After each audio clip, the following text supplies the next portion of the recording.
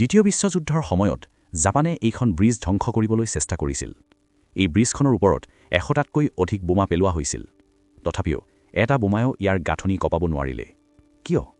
কাৰণ এইখন কোনো সাধাৰণ ব্ৰিজ নহয়। হুগলী নদীৰ মাটি অত্যন্ত কোমল আৰু ইয়াৰ জোৱাৰ ভাটাবোৰ অত্যন্ত শক্তিশালী।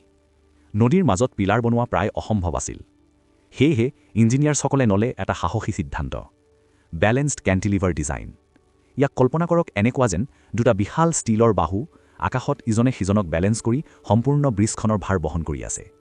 এতিয়া আহে সকলোতকৈ আচৰিত কথাটো, এই ব্ৰিজখনত প্ৰায় একো নাট বা বোল্ট ব্যৱহাৰ কৰা হোৱা নাই। কাৰণ ভাইব্ৰেশ্যনৰ ফলত বোল্ট ঢিলা হৈ যাব পাৰে। ইয়াৰ সলনি ব্যৱহাৰ কৰা হৈছিল লাখ লাখ হট ৰিভেট। এই ৰিভেটবোৰ গৰম অৱস্থাত লগোৱা হৈছিল আৰু ঠাণ্ডা হোৱাৰ লগে লগে ইয়ে ষ্টীলখনক চিৰদিনৰ বাবে একেলগে লক কৰি পেলাইছিল। এই ব্ৰিজখন নিৰ্মাণ কৰা হৈছিল হাই টেনচাইল ক্ৰমিয়াম ষ্টীল ব্যৱহাৰ কৰি, যাক বিশেষভাৱে টাটা ষ্টীলে উন্নয়ন কৰিছিল। এই ষ্টীল সাধাৰণ লোহাতকৈ বহুত বেছি মজবুত।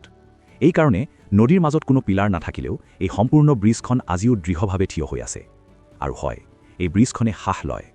তীব্ৰ গৰমত ৰ'দৰ তলত ইয়াৰ ষ্টীল প্ৰায় ৫-৬ ইঞ্চিলৈকে ফুলি উঠে। যদি ইয়াত বিশেষ এক্সপানশ্যন জইণ্ট নাথাকিলেহেঁতেন, এই ব্ৰিজখন বহু আগতেই ভাঙি পৰিলেহেঁতেন। ৮০ বছৰতকৈও অধিক সময় নদীৰ মাজত শূন্য পিলাৰ, প্ৰায় শূন্য বোল্ট। এইটো হৈছে প্ৰকৃত ভাৰতীয় ইঞ্জিনিয়াৰিঙৰ শক্তি।